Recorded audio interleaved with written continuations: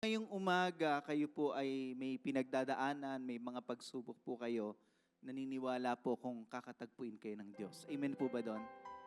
Pwede po tayong manalangin saglit. Let's just ask God to move in this place and touch our lives. Lord, we thank you for your presence today. Panginoon, maraming salamat at alam naming kasama ka namin sa umagang ito. At Panginoon, batid mo ang mga pinagdadaanan namin, batid mo ang mga pagsubok namin. Panginoong Diyos, sa umagang ito, lahat ito ay ibinibigay po namin sa iyo. At Lord, we pray today that you would touch our lives and we would go out of this place healed, strengthened, and blessed. Lord, we honor you and we thank you. And even today, as we study your word, speak to our hearts and let your word change our lives. In Jesus' name. Amen. Amen. Sige po, palakpakan natin ang malakas ang Panginoon Diyos. Praise the Lord. Narinig niyo na ho ba itong salita na to? Mabilis pa sa alas 4. Ano ho ba ibig sabihin yan? Pag mabilis pa sa alas 4. Ha? Yan yung mga taong nagmamadali.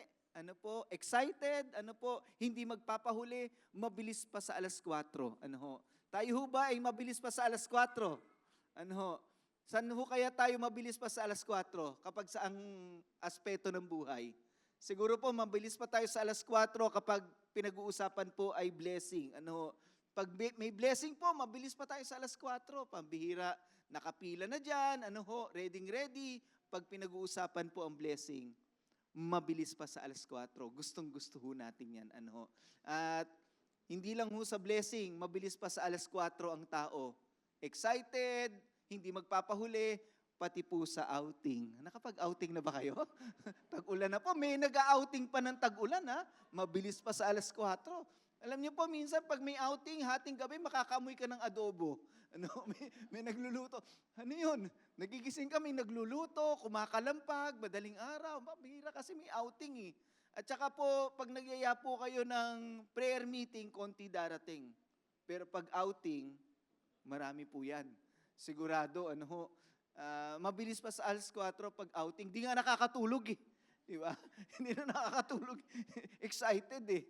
At pagka may masamang balita, mabilis pa sa alas 4. Alam niyo, masamang balita, ang bilis kumalat. Pero yung gospel, ang bagal. Ano, hindi ma-share ang gospel, pero yung mga chismis, yung mga marites, yung mga masamang nangyari, nabalitaan na sa kabilang ibayo. Ano ho, pag masamang balita, mabilis pa sa alas 4. Nalaman na ng marami. Ano, ganyan po kabilis ang tao. Pero pagdating ho kaya sa pagsamba, mabilis din ba tayo sa alas 4? Ano na, nahimik na oh.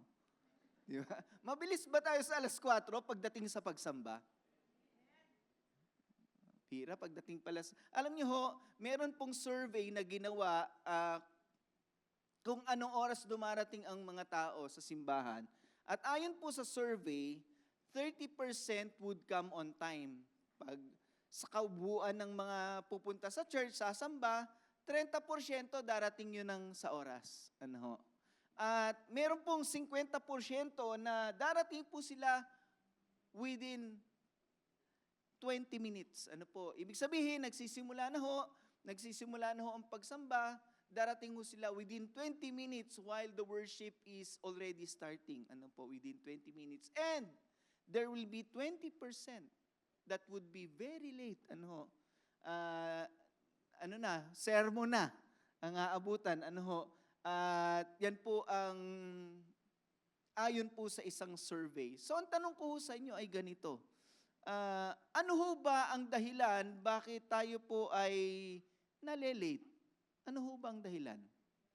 Ano ho ba ang common excuses ng Christian bakit pagdating sa pagsamba, mabagal siya? Hindi siya mabilis sa alas 4. Mabilis siya sa alas 4 pagpapasok sa trabaho, pagpapala, pag outing, pag may mga chismis, mabilis. Pero pagdating sa pagsamba, maraming mabagal pagdating doon. Ano ho ang common excuses ng tao? Sa palagay ho ninyo, anong madalas? Traffic. Number 1 po yan, traffic. Tanong ko sa inyo, pag linggo ng umaga, may traffic ba? O di, sablay na tayo doon, di ba? Wala naman traffic. Pag linggo ng umaga, pwede ka pang ano eh. Di ba? Ano pa ho ang common excuse natin kaya tayo nalilate pag sa pagsamba? Umulan, pambihira, pwede yun. Pero yung iba, lalo na mga kabataan, hindi tumunog yung alarm ko. Di ba? Hindi tumunog yung alarm ko. Ay, hindi tumunog yung alarm ko. Isa pang excuse yan. Oo, tayo ho ay nalilate kasi may kasabay ho tayo at nababagalan tayo sa kasabay natin. Checkan nyo na lang ho yan. Mabilis ka pero siya, ang bagal niya, na-late siya, na-late ka na rin. Di ba? Na-late ka na rin. Na-late siya, na-late ka na rin. Baka lahat yan nagiging dahilan natin. Baka lahat yan nagiging dahilan natin. Alam niyo po, mahirap kasama ang mabagal. Niniwala kayo doon? Mahirap kasama ang mabagal. Kasi magiging mabagal ka rin. Mahirap kasama ang mabagal. May kasabihan po na we are only as fast as the slowest member. Kasing bilis lang tayo ng pinakamabagal nating kasama. So kung yung kasama mo ay mabagal, kasing bilis ka lang ng mabagal. Nakuha niyo ako? Huwag lang kung magsisihan ngayon ha. Di ba? Ito kasi yung bagal nito eh. Di ba? Kasing bilis lang tayo ng mabagal. So sa amin, sa bahay, ako ang pinakamabagal. Ako yun. Alam ko na yun. Ako yung pinakamabagal. At kung pinag-uusapan man natin ito, hindi ko po in-excuse ang sarili ko dito. Kasi ito pong pag-uusapan natin ay bagay na madalas po nagiging problema natin tao, pero minsan hindi natin ito tinuturing na mahalaga. Parang maliit lang to sa atin, pero it affects our lives.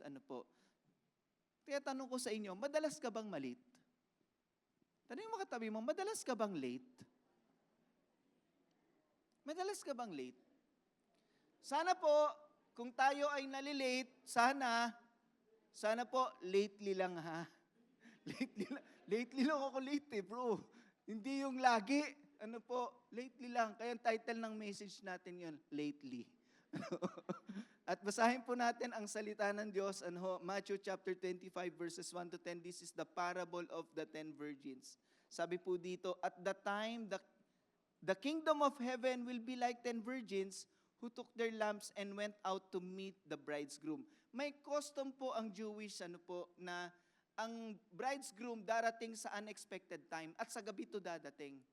At kailangan nag-aabang ang mga virgins, ang mga dalaga, para po abangan ang pagdating ng bridegroom. Parang sila yung mga abay at ikakasal po yun. Ganun po yung kanilang custom. 5 of them were foolish and 5 were wise. The foolish ones took their lamps but did not take any oil with them. Yung 5, nagdala ng oil na extra. Yung 5, kung ano lang yung laman ng lamp nila. The wise ones, however, took oil in jars along with their lamps. The bridegroom was a long time in coming. Medyo na-late ho eh. Pambira, ito palang late eh. And they all became drowsy and fell asleep. At midnight, the cry rang out, "Here's the bridegroom. Come out to meet him." Then all the virgins woke up and trimmed their lamps. The foolish ones said to the wise, "Give us some of your oil. Our lamps are going out." "No," they replied, "there may not be enough for both of us and you. Instead, go to those who sell oil and buy some for yourselves." Sabi nila, bigyan mo kami. Sabi nung merong oil na extra, hindi na to sasapat para sa ating lahat. Bumili na lang kayo. But while they were on their way to buy the oil, the bridegroom arrived. The virgins who were ready went in with him to the wedding banquet, and the door was shut. Sinarado po ang pinto. At sa kasunod po niyan, sila po'y kumakatok at hindi na po sila napagbuksan pa. Yun po yung istorya ng parable of the 10 virgins. Bakit ho ba tayo hindi dapat malate? Bakit nga ba? Bakit ba? Bibigyan ko po kayo ng ABC lang. ABC, madaling maintindihan ABC. Because when we are late, being late can be annoying. can be annoying. Ano ba yung sa Tagalog ng annoying? Medyo nakakainis. Ano ho? Kailan ba natin masasabing late ang late? Kailan natin masasabing late na ang late? Kapag nakakainis na dun sa kausap mo. Diba? Kung late ka lang saglit at okay lang sa kanya, it's okay. But if it's annoying, it's already annoying, it's taking too much time, ganun po ang nangyayari. Alam niyo po sa church, going to church, pag tayo po dadating dito ng late, minsan po, hindi naman natin ginugusto, minsan nakaka-disturb tayo sa iba. Di ho ba? Kasi nakataas ang kamay, biglang dadaan ka, excuse me. Di ba? Ay, sorry po. Di ba? Hindi mo naman syempre excuse me, ganun. Pero syempre, nag-worship na siya, tapos may makiki-excuse, di ba? Nakaka-disturb tayo minsan. At kapag may kausap po ba kayo, narinasan nyo na yun, na naiinis kayo dahil hindi pa siya dumadating, yun na yung late. Kasi naiinis ka na eh. At yung kausap mo, pag minessage mo, sasabihin niya, malapit na ako. Di ba? Alam niyo, ito yung, ito yung totoo. Yung mga tinatanong mo, saan ka na? Naku, pambihira, advance yung sagot nun. Andito na ako sa Casimiro. Pambihira. Ang Casimiro? Ang layo pa ng Casimiro, sa totoo lang. Di ba? Hindi pa siya nandoon. Kaya huwag kayo maniwala doon sa tinan nyo, pag late ka pa, naglalay ka pa tuloy. Di ba?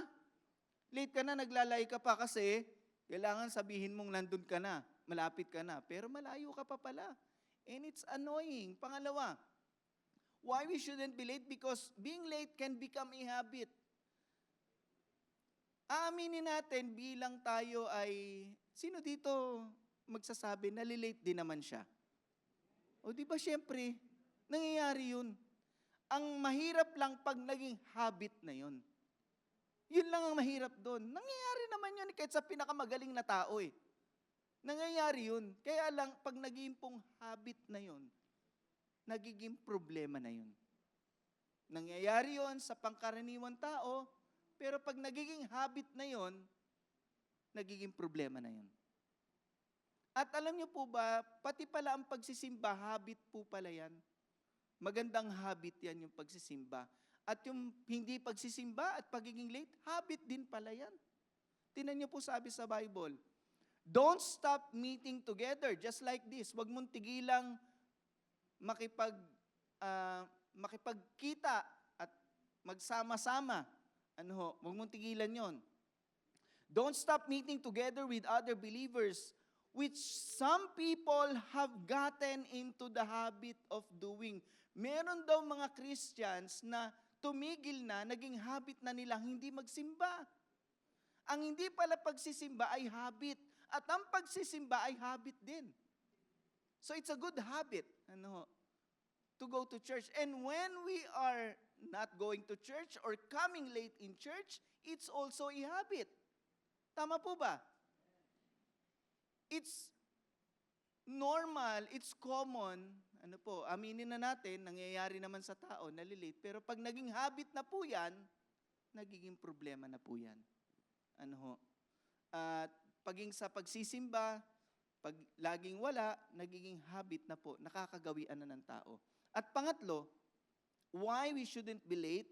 Because not only it's annoying sa kausap mo, it's also hard, kasi baka pwedeng maging habit na yan. At pangatlo, it can be costly. Pag tayo po nalilate, it's costly. Mahirap po, costly.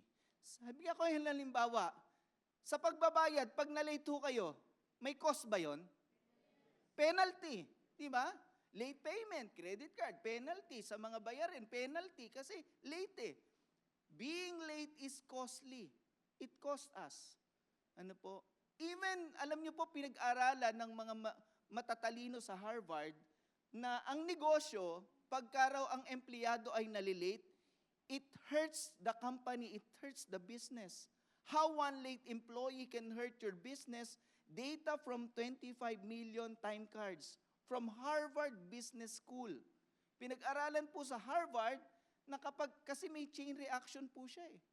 Pag nalate ang isang empleyado, maapektuhan yung shift, maapektuhan yung pila ng mga customer, it has a chain reaction. At nakakaapekto po yun. It is costly to a business kapag nalilate ang empleyado. Kaya marami dito talaga, hindi buko ba kayo nagtataka sa may time card sa mga kumpanya? Because it would cost the company. Buti na lang sa church walang time card. Di ba? Walang time card sa church. Di ba? Mahirap pagka nagkaganon. At alam niyo po, when we go to church and we are always late, it's costly. Why? It's costly. Bakit? Pagdating mo, na late ka, ang hirap na magparking. Di ba?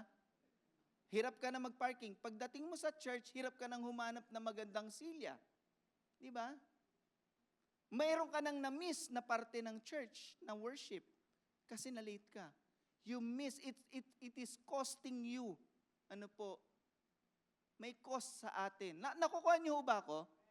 May cost sa atin kapag nalilate tayo. Nahirapan tayo magparking, nahirapan tayo makaupo sa magandang upuan, nakukulangan na tayo ng worship experience kasi nabawasan na yung oras So it is costly on our part. Tanong ko sa inyo, ang Diyos ho ba ay nalilate? God is never late. Hindi nalilate ang Diyos. Hindi nalilate ang Diyos. Kapag kailangan mo siya, nandun siya on time. Amen po ba? Hindi malilate si Lord sa buhay mo, kapatid. Hindi siya malilate. At alam niyo po, tingnan niyo po, patutunayan ko sa inyo na ang Diyos natin hindi nalilate. Nung dumating siya, para iligtas tayo, yun ay sa takdang panahon. Sa tamang panahon, at hindi po siya na late. You see, at just the right time. He is on time. At just the right time, when we were still powerless, Christ died for the ungodly.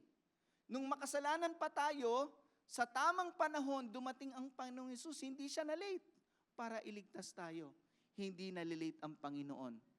Minsan, may magkakapatid na close kay Jesus at si Lazarus po ay namatay. Pero bago mamatay si Lazarus, nagpadala po sila ng mensahe sa Panginoon na si Lazarus maluba ang sakit. Pwede ka bang pumunta para pagalingin siya? Alam niyo po, inabot na ng kamatayan si Lazarus. At nung pinuntahan niya po si Lazarus, ang sabi ng magkakapatid, pareho sila ng word, sabi nila, pati si Mary, ganito ang word, Lord, Martha said to Jesus, if you had been here, my brother would not have died. Lord, kung on time ka lang, kung hindi ka na late, buhay pa kapatid ko. Na-late ka, Lord patay na. Talagang inintensyon ni Lord na dumating ng hindi maaga. Bakit? Gagawa siya ng matinding himala. Bubuhayin niya si Lazarus mula sa libingan. Na 4 na araw nang nakalibing doon. Nung bubuksan nga po, sabi ng mga tao, huwag niyo nang buksan kasi mangangamoy na 4 na araw na yung nandyan. 4 na araw ng patay. Bubuhayin ni Lord kasi gagawa siya ng himala. Hindi malilate ang Diyos. Kapatid, kung sa palagay mo nalilate siya, hindi siya nalilate. Sinong nalilate? Tayo. Tayo ang late.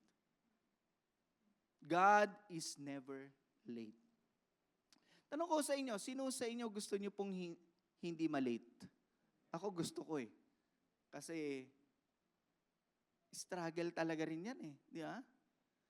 How not to be late? Ano ba dapat natin gawin para hindi tayo malate? Una po, we need to anticipate. We need to anticipate.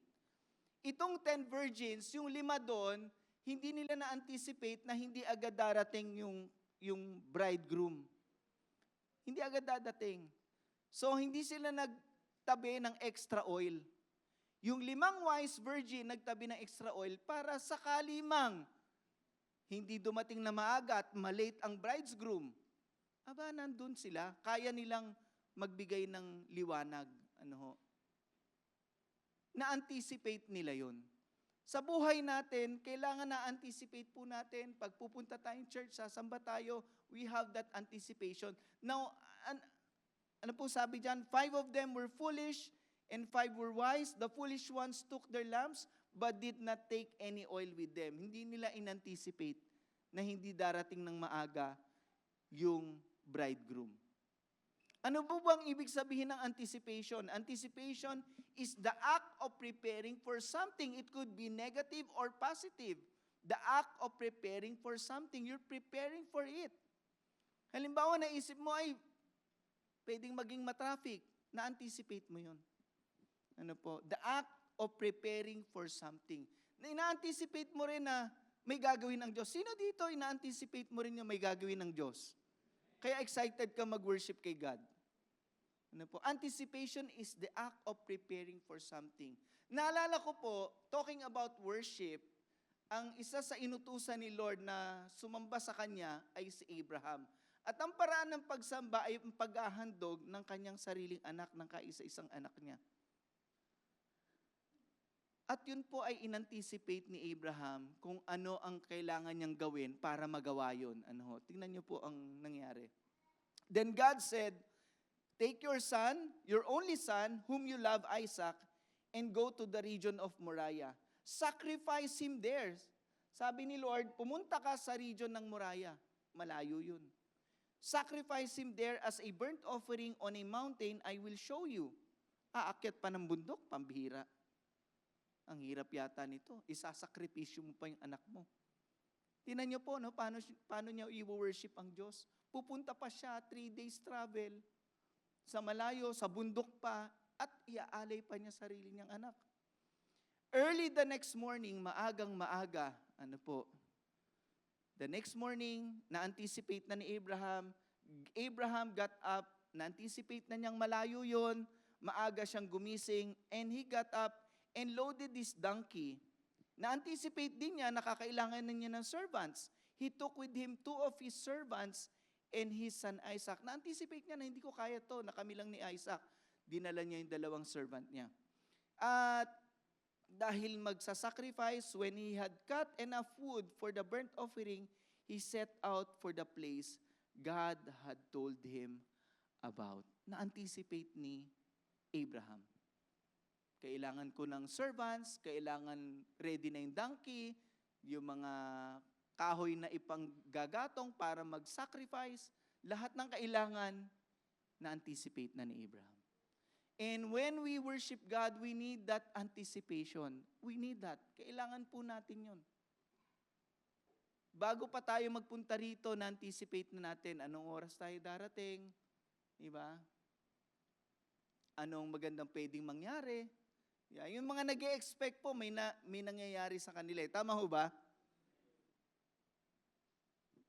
We need that anticipation. Kasi pag wala pong anticipation when we go to worship, waiting can be boring without anticipation. Pag naghihintay ka, kaya maraming tao ay dumating na maaga kasi feeling nila naboboard sila. But with anticipation, waiting will never be boring. Kasi may ina-anticipate ka, may na-expect kang mangyayari na parating. So una, when we go to worship, for us not to be late, we need to anticipate. Just like Abraham. Pangalawa, and the 5 wise virgins. Pangalawa, don't abuse the grace. Don't abuse the grace. Alam niyo po, narinig niyo na ho ba yung mamaya, tignan muna natin yung verse. Tingnan niyo po ang nangyari dito sa 5 virgin. But while they were on their way to buy oil, kasi nga wala na silang oil the bridegroom arrived. The virgins who were ready went in with him to the wedding banquet, and the door was shut. Sumarado ang pinto nang wala sila. Alam niyo po dito, talagang walang grace. Hindi sila makakapasok na. Sa church, sa panahong ito, may grasya. May grasya. Hindi nyo po inabot dito noon sa Las Piñas. May popular na church, I think around 1990s onwards. Napaka-popular noon kasi yung pastor gumagawa ng himala. Naghihimala ang pastor. Sa tinig pa lang niya, may himala na. At pag ikaw na late doon, pag nanay ko nagsisimba doon pag na late ka doon, sasaraduhan ng pinto. Di ka na makakapasok. Di ka na makakapag-church. Uuwi ka ng luhaan. Sasarado talaga nila. Wala kang himala. Yan, kailangan A-attend ako, maghihimala ang Diyos sa pamamagitan ni pastor. Eh, late ka, sasarado ang pinto doon. Pagdating na, bawa, 9:00, sarado na yun. May mga marshal na doon, wala na papasok. Pambihira. Imbis na makakatanggap ka ng himala, dahil na-late ka, nawala ang himala. Pero ayaw naman natin gawin yun sa church, di ba? Baka konti ang umattend. Di ba? Di ba? Nakasaduhan po kami doon, lilipat na po kami sa iba. Di ba? Ayaw natin yun. Tinuturo lang natin gaano kahalaga ang pagpapahalaga sa panahon na binibigay sa atin ng Diyos para katagpuin siya. Para tayo katagpuin ng Diyos. And in this story, the door was shut. Sinarado. Wala man lang grace period. Sa atin kasi may grace period eh. May grace period sa atin. Pero ang problema, yung grace period na yon, naaabuso natin. Hindi na natin naisip na napakahalaga ng panahon na i-spend natin with God. Ano po? Yung grace period na yun. Huwag nating abusuin yung grace period. Kaya nalilate ang tao dahil dun sa grace period na yun. Dito, walang grace, sinarado na lang. Hindi na sila makapasok. Sino sa inyo manonood po ng Superman? Ay, hindi nyo alam? Last Thursday, nasa MOA kami kasama yung men's. Nagkakagulo mga tao doon. Daming tao. Pagsilip ko, ay, Superman. Wala naman akong alam na nandun pala yung mga cast. E di sana, nasulyapan ko man lang yung mga cast ng Superman. Bayaan mo yan, Superman lang yan. Yeah, yun pala, yun yung parating na pelikula ngayon. Kasi may crypto na, may superdog ng kasama eh. Di ba? Parang gusto ko tuloy panoorin. Kaya lang, tanong ko sa'yo, manonood ka ba niya nang hindi mo bubuuin? Sige nga. Manonood ka ba niya nang hindi mo bubuuin? Ulitin ko. Manonood ka ba ng Superman nang hindi mo bubuuin? Di ba hindi? Bubuuin mo yan. Bubuuin mo yan. Hindi ka manonood ng pelikula sa sinihan na hindi mo bubuuin. Bubuuin mo yan. Di ba? Pero bakit sa pagsamba hindi natin mabuo-buo? Sabi mo katabi mo, buuin mo naman. Di ba? Buuin mo naman. Kailan mo yan bubuuin? Di ba? Kailan mo bubuuin? At ang pangatlo, we need to recognize who God is. Kailangan ma-recognize mo, sino ba yung kakatagpuin ko? Sino ba yung kakatagpuin ko? Di ba? Dapat maunawaan po natin, sino ba ang kakatagpuin ko? Kung naiintindihan natin, sino kakatagpuin natin, hindi tayo magpapalate. Sigurado ko. Ang kakatagpuin po natin ay ang Diyos na lumikha sa atin, nagpapala sa atin, nagmamahal sa atin, makapangyarihan sa lahat. Sa totoo lang, sino ba tayo para katagpuin tayo ng Diyos at makatagpo natin siya? Who are we? But it has been our privilege. Worship is a privilege given by God to us. Amen po ba? It is a privilege given by God to us. Isang pribilehiyo na tayo ay aharap sa Kanya, sasamba sa Kanya, kakatagpuin niya tayo pag may problema tayo. Nandun siya para sa atin pag sumasamba tayo. Kung naiintindihan natin to, gaano kahalagang pribilehiyo to sa buhay natin, pahalagahan natin bawat sandali nito. Recognize who God is. I-recognize natin kung sino siya. Ang tanong ko sa inyo, sino ba ang dapat mag-antay? Diyos o ikaw? Sino ang dapat mag-antay? Ang Diyos ba o tayo? Pag-aantayin ba natin ang Diyos o ang Diyos, diba? O tayo mag-aantay sa Kanya? Sino ang dapat maghintay? We are the ones who should wait. We are the ones who should wait. Tayo dapat ang nag-aantay sa Diyos, hindi yung Diyos ang nag-aantay sa atin. Anong oras tayo dadating? Diba?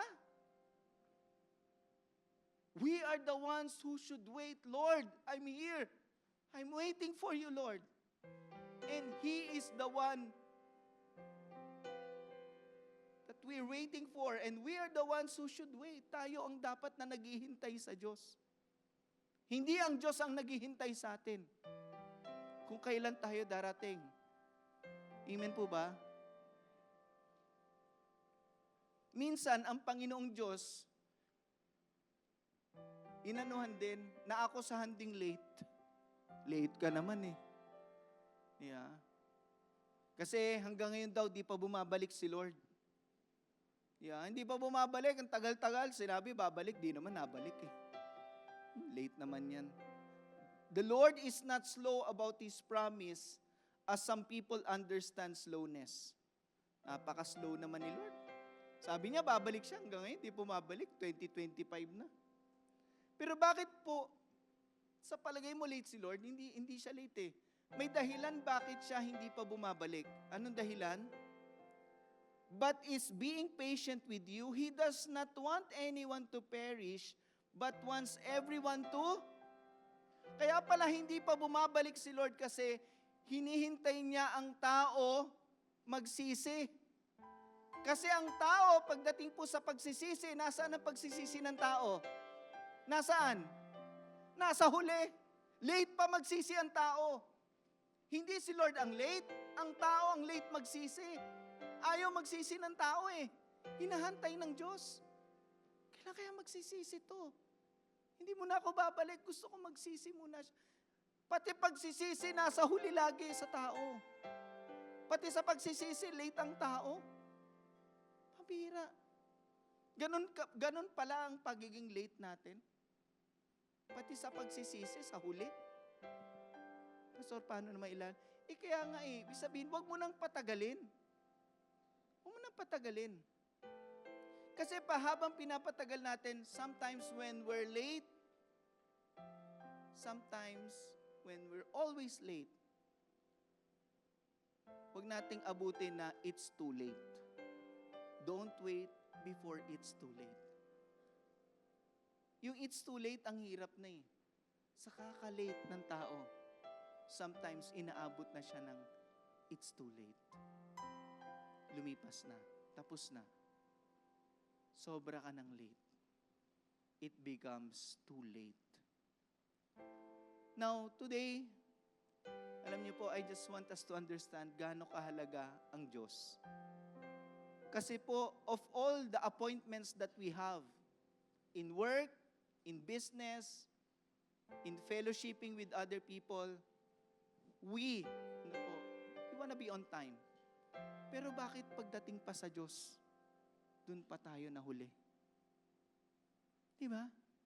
Pagdating pa sa Diyos, dun pa tayo na late. Kaya mula ngayon kapatid, pagdating sa Diyos, huwag kang magpapalate. Amen po ba? Huwag kang magpapalate. Ayusin natin to.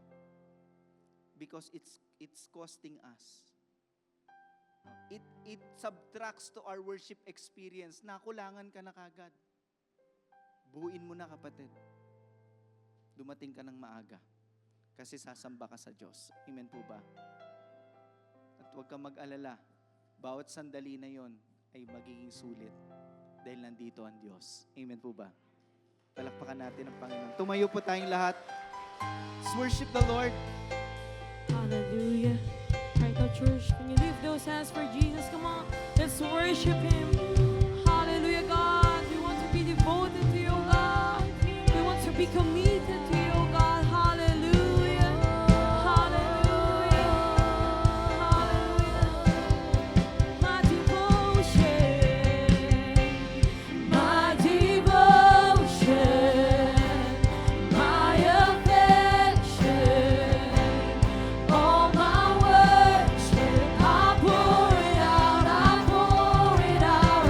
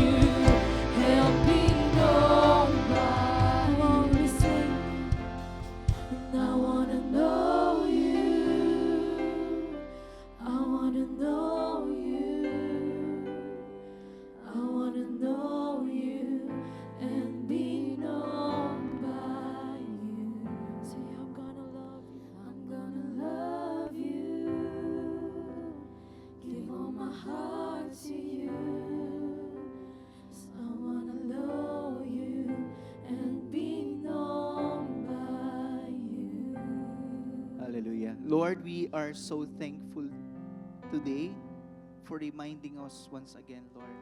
Salamat po sa paalala, Panginoon, na napakahalagang pribilehiyong binibigay mo sa amin, na ikaw ay aming masamba, Panginoon. Lord, what a privilege for us. Lord, ayaw naming sayangin yung maiksing sandali na nandito kami, sumasamba sa iyo, kinakatagpo mo, nakikinig ng iyong salita, naghahandog ng aming best sa iyo. Lord, marami pong salamat. Alam namin kung wala ka, wala kami, Panginoon.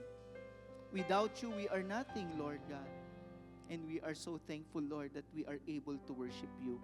Panginoon, mula po sa oras na ito, sa araw na to, nagdidesisyon po kami na hindi kami magpapalit, Panginoon, pagdating sa iyo. Lord, gusto namin makita mo na kami po ay on time. Kami po ay excited, Lord, na ikaw ay sambahin, Panginoon. And Lord, umaasa kami na kami ay tutulungan mo na magawa ito. Salamat po, Lord God, at sa aming pagbabago, nasisiguro namin ang pagpapala at pabor mo ay mararanasan namin, Panginoon. Salamat po, Lord. I pronounce blessing upon your people today. Babaunin namin ang iyong masaganang pagpapala at ang iyong salita. Sa iyo po ang papuri magpakailanman. Sa ngalan ng Ama, ng Anak at ng Diyos Espiritu Santo. Amen.